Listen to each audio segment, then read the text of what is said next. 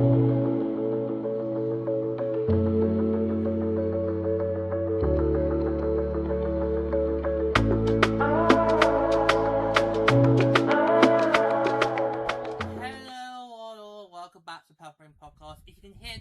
the background, apologies. I still feel like every time I record with that on, I feel like I need to warn beforehand. It's on. But so far, in post-production, it hasn't picked up on the mic, which is really, really interesting. Yeah, obviously we're in the midst of a nasty heat wave to close out the month of June.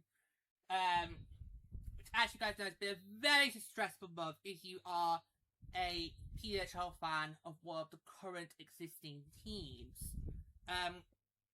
Yeah, so June has been expansion month in the PWHL, and we knew it was going to be a really stressful time, especially as how we were going to do a different process compared to what we did last year. We can have that debate on which process worked better. Was it the one that was used last year for Seattle and Vancouver, or was it the one this year used for Detroit, Las Vegas, Houston, and San Jose? We can have that argument another time. But today, we are just literally going to focus on giving you our thoughts on the expansion process as a whole. They're going to get two of these. What we're going to do today is a group one. And then what we're going to do next time will be just me on my own. Okay? So that's going to be just me on my own. So today, I'm just going to focus on it as a group, and then next time it'll be just me, okay? So, the process began back at the beginning of June, and I don't think any of us were prepared for the upheaval that was going to be unleashed. None of us could prepare for what was coming, and I just feel like I just felt completely sick by the end of it. I mean, it was so hard to keep track. It just felt like the rules kept changing. We were making this up as we went along. It was like well, the problem is this time around we had a lack of clarity. When you compare it to last year's draft and process as a whole. If you compare it to last year's process, so the exclusive time and the draft as a whole, we knew what to expect. This is how the players can design that phase. This is how the players can take in that phase. Job done. And then once each of the opposite teams lost 4 players, that was it. You could not take any more from that team.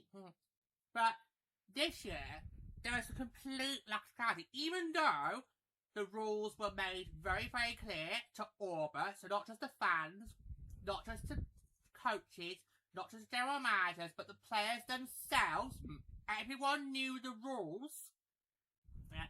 But it wasn't clear on certain things like free agents. Yep. Because it was very, very clear that each team could not lose 4 signed players, but you didn't make it clear how many players who are either UFAs or RFAs. It was not made clear how many of those could get signed and therefore count and be taken as part of that team expansion side for that particular phase. Yeah. And I think we did lose count of who was an FA that got taken, who wasn't an FA that got taken, because the losses stood up, and we had this recently posted episode where we talked about through the losses. You know, it's surprising how some teams lost 6 players, some teams lost 3, and they got Vancouver, they lost already 2! Yeah. Yeah. I mean, I think you last year mentioned there was like a list of players who could. Well, I think I remember going to last year's expansion draft. We did get a list of which players were eligible from each team, whereas this year we didn't really get that. So I kind of felt it would have been so good if we could have had a list of here's all the players that are eligible to be taken from each team, and also list as are they a free agent or are they not a free agent? Because that's where it got confusing.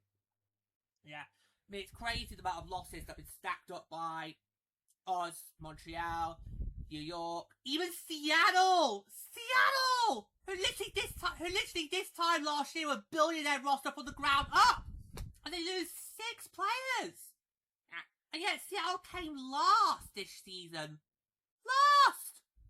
dead last in the basement. It it made no sense. Why are these expansion teams targeting Seattle when Seattle really needs to be left alone, only lose its mandatory 4, and then try and, rebuild from the ground upwards, because they had a poor season this past year. It's crazy. And you got the likes of Toronto, Vancouver barely getting scratches. I mean, okay, Toronto did lose Jesse Confer and also Mikey Connors, but there's a lot more that could have gone than that didn't go. Yeah. And also we had the whole Hillary Knight drama, which I know you've done an episode, George, and it's just been published. Yeah. Okay, well that was what for me felt really. That was for me when I kind of felt, okay, this is the straw that breaks the camel's back. Because up to that point, I kind of felt, okay, here's the process. This is how it's going to work, phase by phase by phase, and then it all should be fine. The last expectation was in phase 2, was we're going to have this complete kerfuffle over, firstly, did Hillary Knight want to stay in Vegas or not? Secondly, did Detroit go for a sign trade to get Hillary Knight or not? And then thirdly, what did Las Vegas get out of it? And I said on that episode, we talked about the whole thing, I said that I don't know who was to blame for that. Was it Las Vegas for offering Hillary Knight the EFO in the first place when she had no intention to be there? Was it Detroit for going for the sign trade where they forfeited their right to have a first round draft pick? And as I kept saying, this is the draft that you do not want to forfeit a first round pick. Now, okay, we all know for the entire year how stacked the 2026 draft class was. If there's a draft class you do not want to make any trades for on the draft floor, it's this draft. And Detroit even hosted it, for God's sake. Or was the blow at Hillary Knight for basically saying, well, I don't want to play for Vegas, and trying to, somehow work a way around the rules, even though the rules were made very, very clear, and the rules were designed to give players more freedom and more options. Yeah. I personally don't think the EFO should have been done in the first place. And I feel like Hamilton showed us why you don't need the EFO. Because in her press conference she did after the phase 2, and we did watch all 4 expansion teams' press conferences after phase 2, but yeah, we did. In then Hamilton's one, Megan Duggan basically explained she didn't want to sign anybody who didn't want to come and play for Hamilton. Because technically, that's what EFO does. While on the one hand, it allows the expansion teams to sign somebody who could be that big fish, that big star, the future face of the franchise. But what, also at the same time, it also kind of forces a player to move to a team that they may not want to be in. Yeah. But the caveat is the player got to choose the term. Yeah. So basically, the EFO, if a player received more than one EFO, they could choose which team to go to. And then they also, once they signed the EFO, they could then decide, right, how many years they go for, between 1 to 4 years. The minimum was 1 year and the maximum was 4 years. And Darryl Watson already maxed out the full 4 years. So she really must believe in what Manon Rayon's going to be doing for Team Detroit. Especially as he's got Britta Coslovi on that roster. Bye-bye, bitch. But yeah, so I just... Yeah, I kind of, for me, the EFO, I kind of thought, it's a good thing for expansion teams to have, but I don't think I really thought that from the player side. I was focusing more on, well, it gives expansion teams the opportunity to basically go for a big fish, have that big star signing, who could maybe, depending on their career, could be the future face of your franchise. I remember, Hamilton was the only team not to use its EFO. Detroit used theirs on Darryl Watts. Vegas used theirs on Hillary Knight, of course we know what happened there. And then Zaze used theirs on Kristen O'Neill. Right, which I actually think might be a good one for Zaze as a whole. Yeah. At the time I was thinking, really? Of all players to get EFO, that's the last we expect. But in the end, I think it's going to be good for Zaze. I think you've kind of felt changed your tune. Well, I kind of felt after the expansion process going to the draft, I kind of felt Zaze didn't do as best as the other 3. But then when we got to the draft day and we were watching the draft live, I kind of felt, wow, Troy Ryan, he really does know what he's doing here. Maybe this dual theater's gonna work, this dual role's gonna work after all, maybe. But we'll see. Okay, like we said about that, come back to me in January. Come back to me in January. We've had a few games for our belts, then I'll see how I feel about the dual roles. Yeah, come back to me in January. Okay? But so I just feel, yeah, the UFO, I don't know how I feel about that coming back. I don't. You don't know. I just feel no. Because, again, it could mean we have more dramas like this. The Hillary Night drama did not need to happen. Especially as we all knew we were not going to find out the full details until after phase 4. Yeah! So obviously the first 4 phases you had this roster freeze, which totally stood by. But it meant that anything like this, we were going to get the full details until June 16, 24 hours before the actual draft. Okay. So basically, before that, every time I hear something on socials about Hillary, it's pretty much, you know, he said, she said. I couldn't know what to believe. I couldn't know what to believe because I got one journalist saying it was this, I got one journalist saying it was that. What am I supposed to do? Who am I supposed to believe here? The male journalist or the female journalist? Who am I supposed to believe? Because until Bakes Detroit are allowed to make it official, it's pretty much gossip. It's pretty much gossip in the tea room.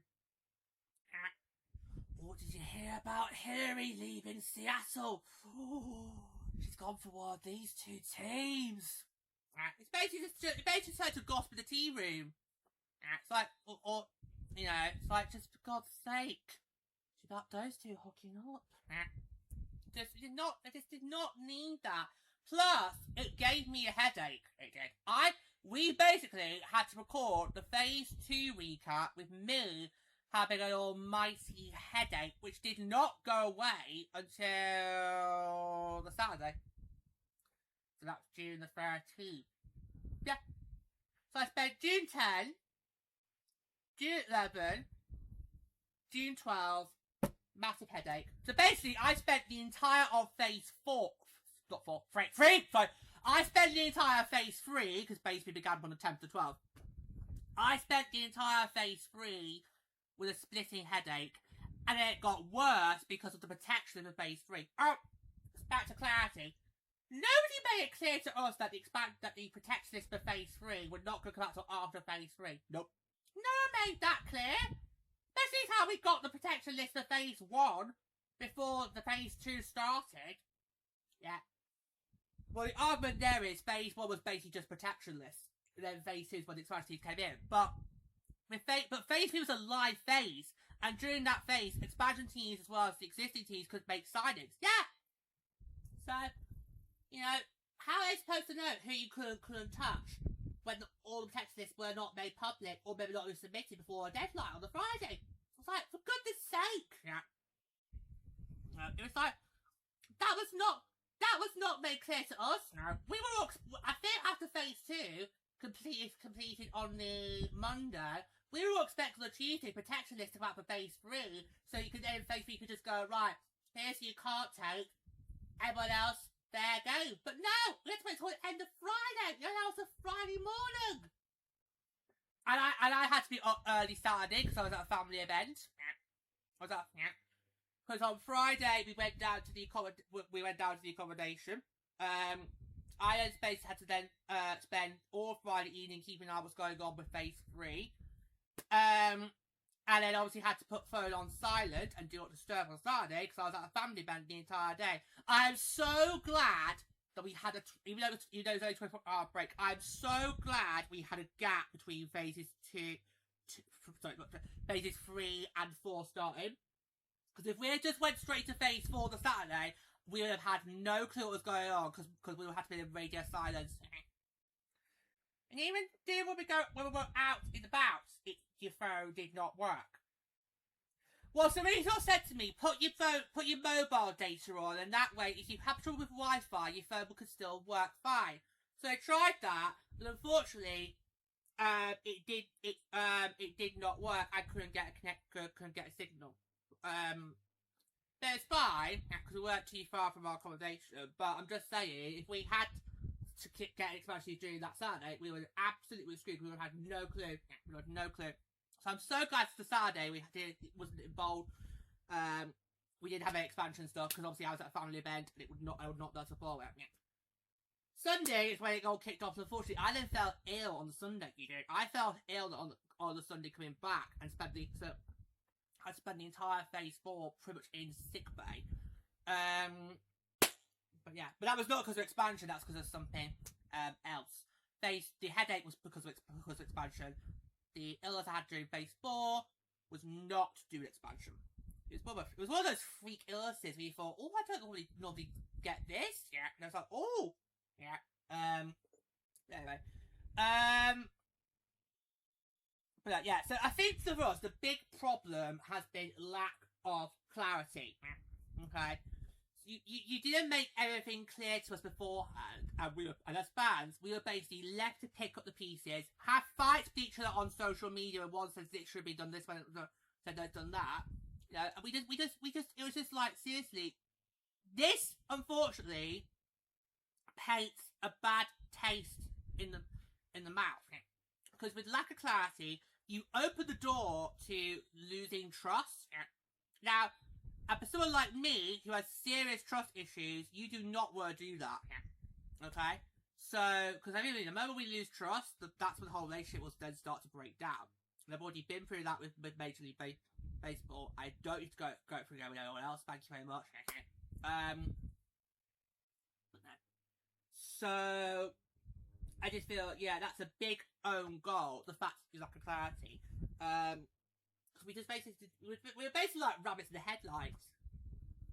Where's that special spirit even come from? I don't know. Should I write it to Susie Dare so you can explain that for Origins of Words? Yeah, because I've heard that say for years, though, rabbits in a headlight. I've never understood what it is. So should I write to Susie Dare and ask her about that? Thank you. Could do. But no, hang on, look, she does an episode where we can't watch Countdown. Yeah, so just... How do you two feel the process went this time with the way it was laid out, or would you prefer last year? Because I think I preferred last year. I know last year everyone whinge and whine and moan and basically went full DEFCON 1. Panic! Yeah. It's basically like the first 20 minutes of Santa Claus 2. And everyone panicked about that. But for me, I kind of preferred how we did last year's process, because last year's process felt more like a traditional expansion process, whereas this year it was just phase after phase after phase, and it just felt like we were dragging it out. It just felt like we were having this massive 2-week-long period, this massive fortnight of complete and utter hell and stress, because we've got to go from this phase into that phase, and then this phase to that one. It's like, I'd rather just know, we just treat this like a band-aid, rip it off. Rip it off! You've never done that with a band-aid. Yeah, because it takes so... Yeah, because I can feel the pressure the band-aid has as it's coming off my arm. So yeah. Whereas I'm more like with a band-aid, I'm like, just let it fall on its own. Or what's that in the bed? Oh, it's come off. Ah! You know, so I just kind of felt I preferred last year's process to this year's process. But I don't know. I think for me, and if you walk around, yeah, you go first. I think for me, I would prefer to just have a standard expansion draft, but change the rules so it's more fairer on the current teas. Last year's expansion draft was not fair on the current teas because Seattle and Vancouver basically it was like a pick a mix at Cineworld. Oh, there, that one, oh, put the fudge in my mouth! Put the fudge in my mouth! Go! Sod the bag, I'm gonna put it all in! Absolute vulgar. I know what the metaphor you're trying to do, but that was absolute filth. So sorry about that, boys and girls, if you were offended by that. That was absolute filth. Vulgar. But I got the metaphor. Yeah. It just to me, I would have just preferred a standard expansion draft.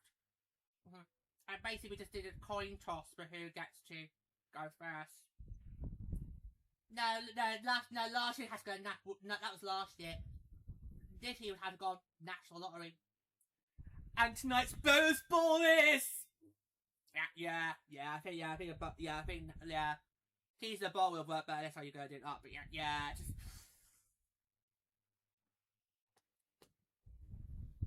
And then that could be how you tell who got the draft order. So say for example, if you did a classic expansion draft, you say Harrison got the first pick, then Detroit, then Ben Zazazo, then you should reverse it for the entry draft. And that's how they got the draft order. Because that would make it fair. More fairer. Yeah, the snake draft I really did love the snake draft in season 1's draft, but obviously the gold plan, that's never going to happen again. It would never work. Unless you keep the gold plan with number 1 in each round, but then with picks 2 to 12, it basically just alternates. That could be the way you keep snake draft in play. Yeah. But I just kind of felt. I'll be honest, I kind of felt that this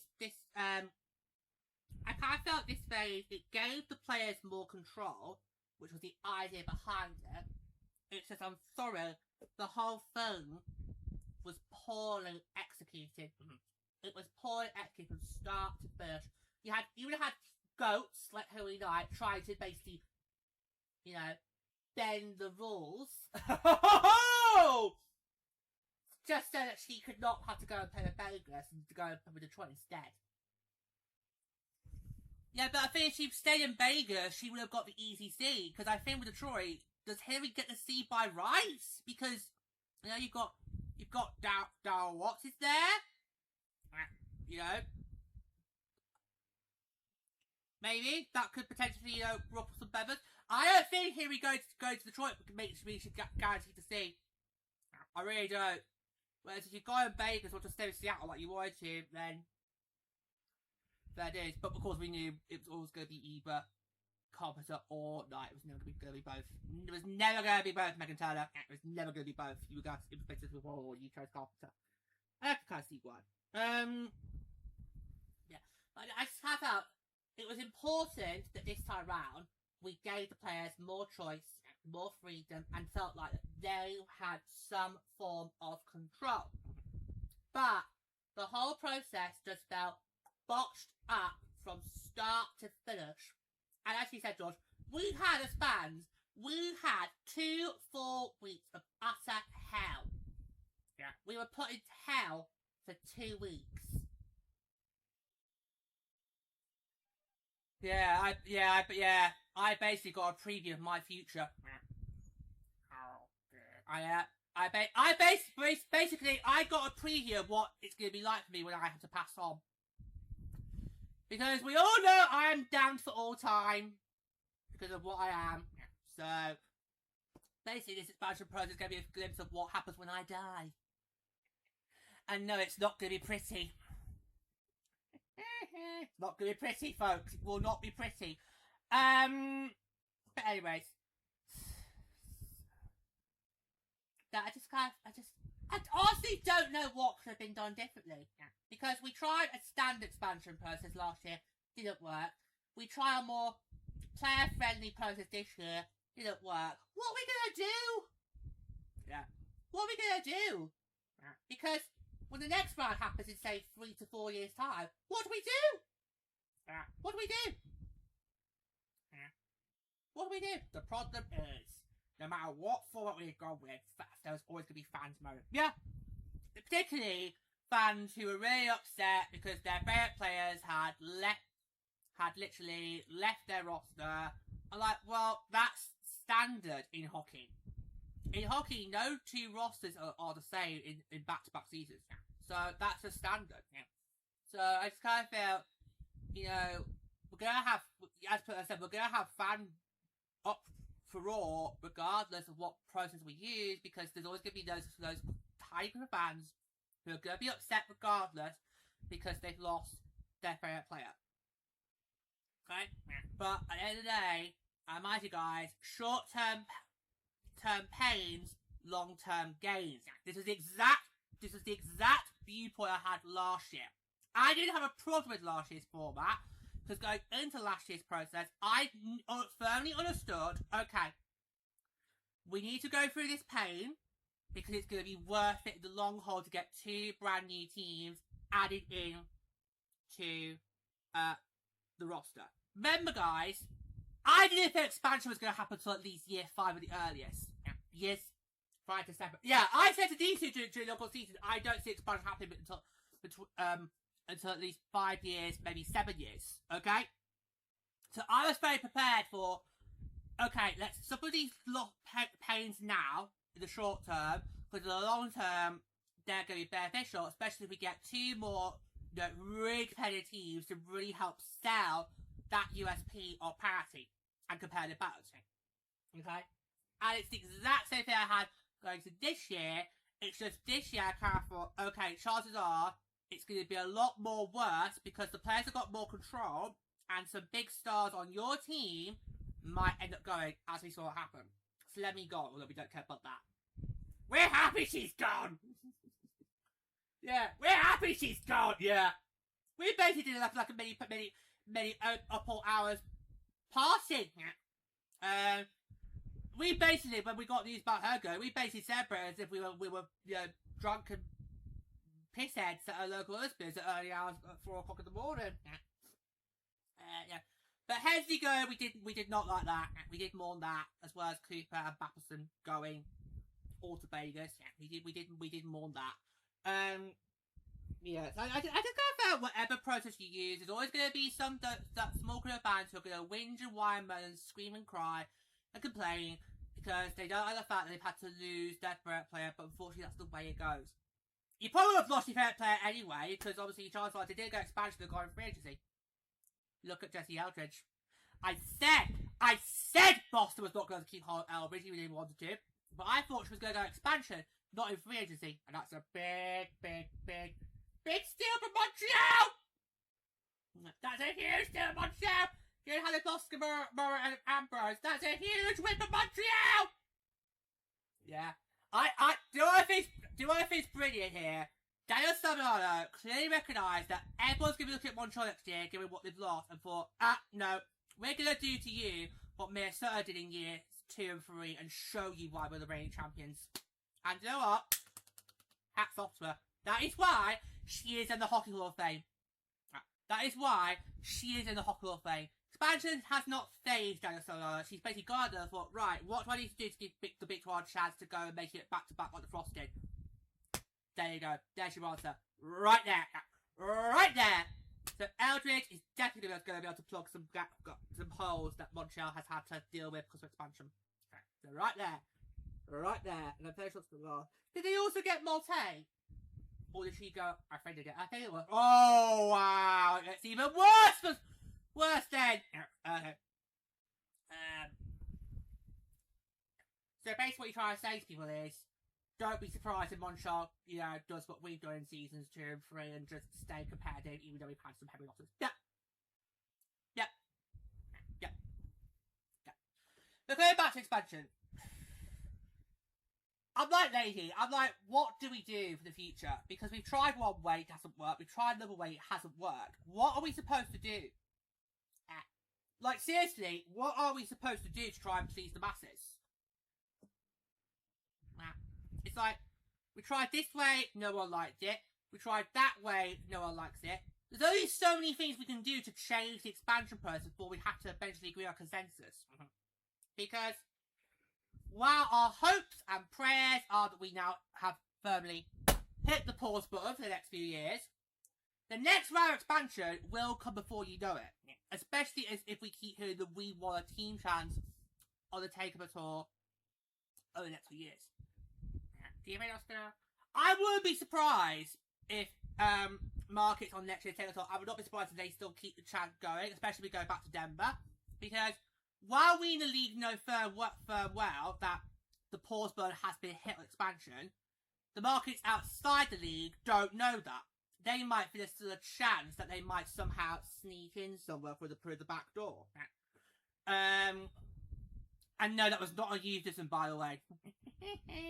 Okay. Yeah, so I won't be surprised, even though you shouldn't really look at next year's tours and be to test expansion.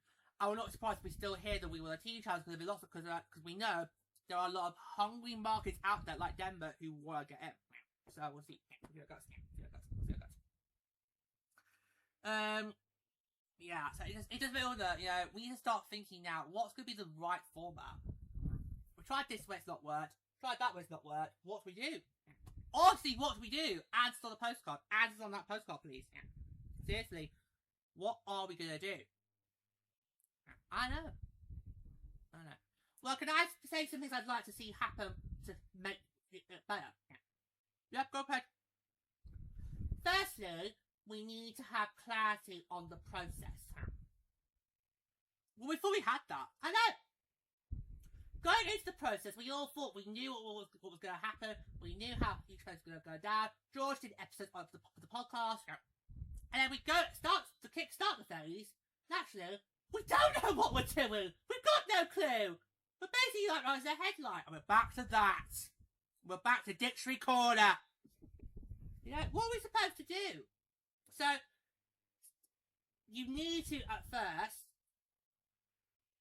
fix the clarity issue. We need to have clear, precise instructions on what happens in each place. It needs to be clear for us all to understand.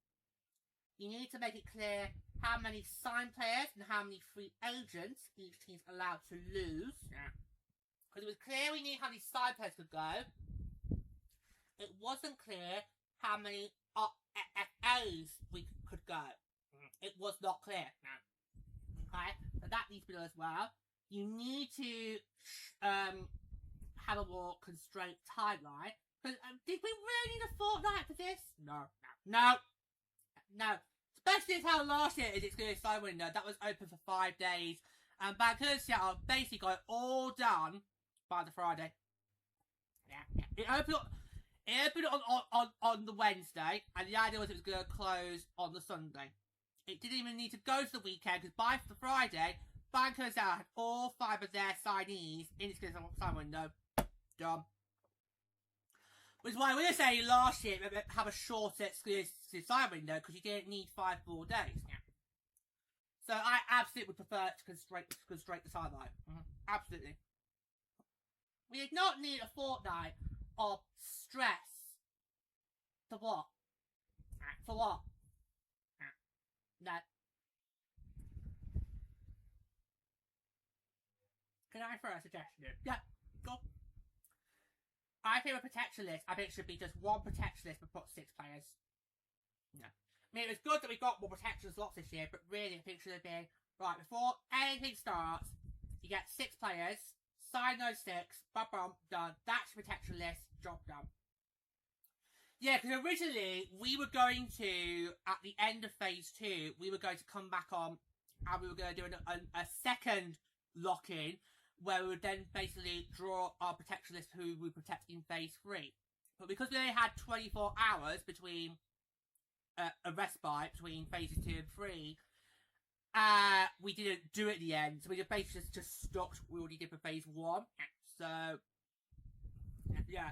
So really, on the Instagram post, I didn't need to put phase 1 in because we only got a chance to do 1 full list. Because on the Instagram post, I put phase 1 on the post to make it clear this is who we want to put in phase 1, and then there's going to be a second batch we go through going in phase 3. But actually, I didn't need to do that because we did 1 protection list for the whole thing, and some of those that are protection lists did get protected in phase 3, like for example, Grace Sunwinkle and Jen Gardner. Yeah. And Daphne! And Danielle Daphne as well, yeah. So I think it should be, before it even starts, you sign 6 players, that's you protected, everyone else, it's fair game. Because that start phase 3, it was a whole mess. Because we were now wondering, okay, who we protected, who we not protected, who could be gone. It's like, yeah, pull the hair out, pull your hair out! Yeah, pull your hair out, out. It's like, just, no. Someone stop this madness! Yeah, someone please just stop this madness and stop it now! Yeah, so that's okay. I'll throw it. I'll throw it. I would say just go for expansion draft. Just go for a standard expansion draft. It was fine last year. There was nothing wrong with expansion draft last year. It's just the problem is everyone got so upset because no one expected to set up bank to basically just go and pick the litter and just go and draft so well. Yeah. So I would just prefer to go back to a standard expansion draft, but I think what we'll do is, depending on the number of teams, is each expansion team can take one player from each team, like the AHL. Because in the AHL, both the Golden Knights and the Kraken were only allowed to take one player from each of the upper 30 teams. That, for me, is I think what I would do in any future expansion process. Because now we're at 12. At the next process, 12 teams will be involved. So, I think it was really good that Seattle Vancouver were included, because for some people, they could have made the argument of, oh, well, the Golden Knights just joined this year, why are you going to make them suffer? You know? Because obviously, that was what happened with the Golden Knights. They did not have to take part in the Kraken's expansion draft, even though by that point they were, what, 4 years old? 3 years? 4 years old? 4 years? Yeah, 4 years old. Come on. It was basically this guy better protecting his golden child. That's what happened there.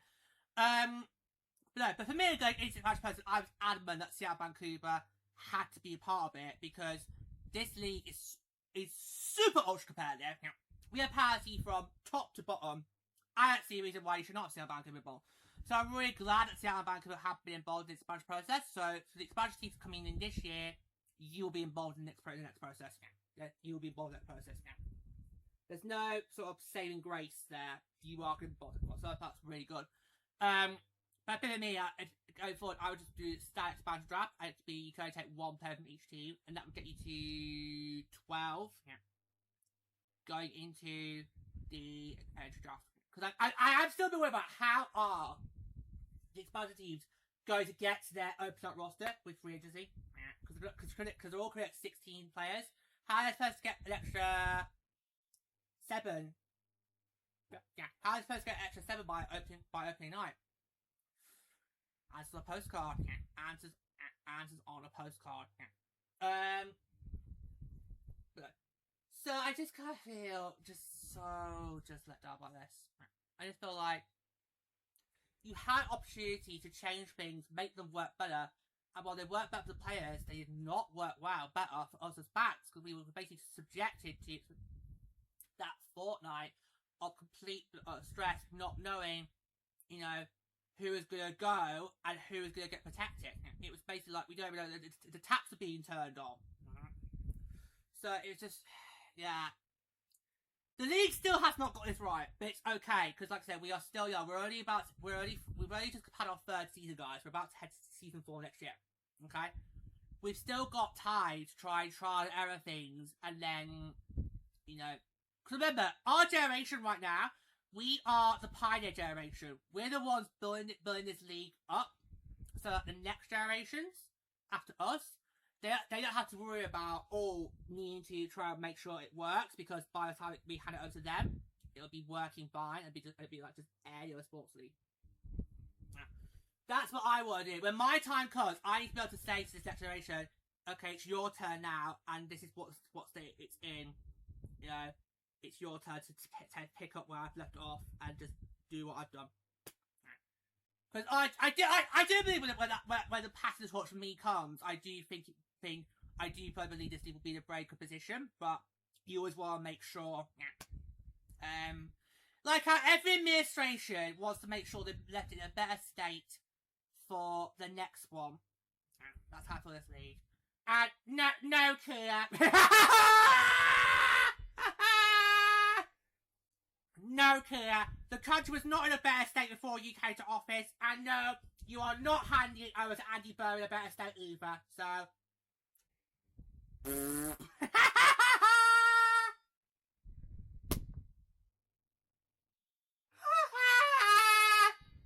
I did wonder, as I was making the metaphor, I did wonder, was anybody going to bring up Judas? I did one, because I was trying to do a nice, meaningful, poignant metaphor, and I just thought, one of them's going to bring up Judas.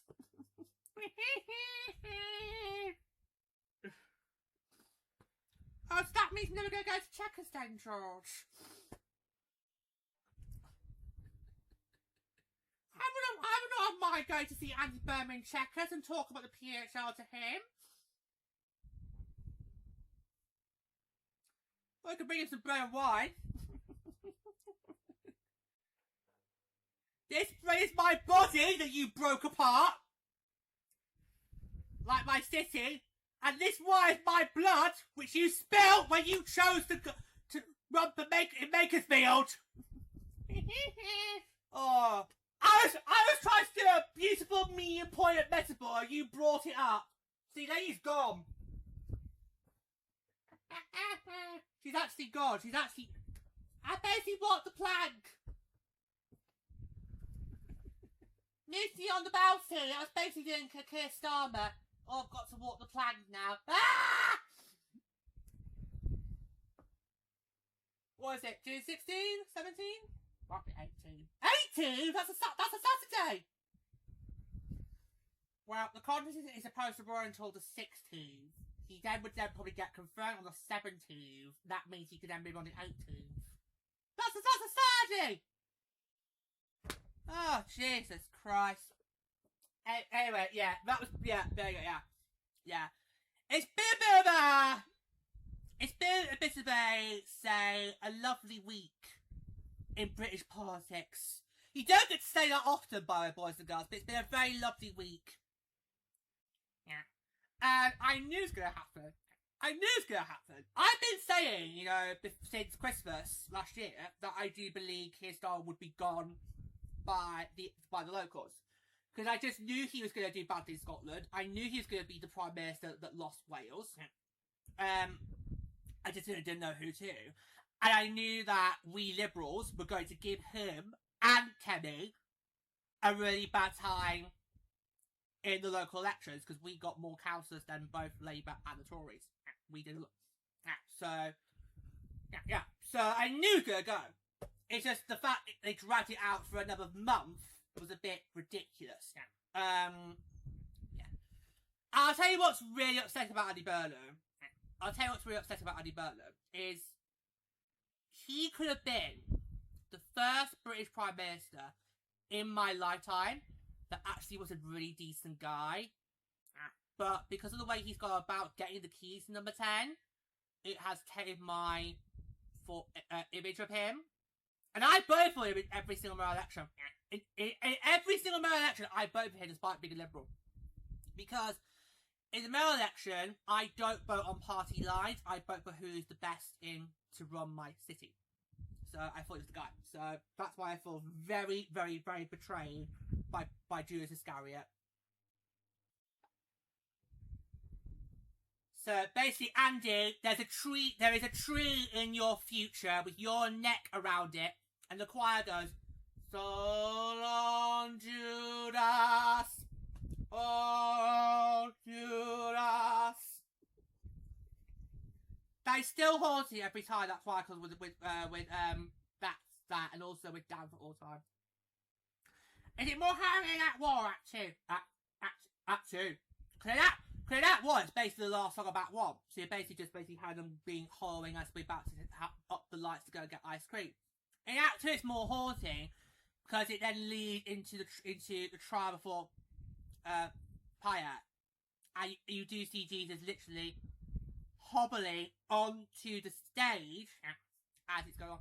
It's just horrible. Anyway, so we've got a bit of peace here. Does that mean it's time to go? Does that mean it's time to go? Any more final thoughts?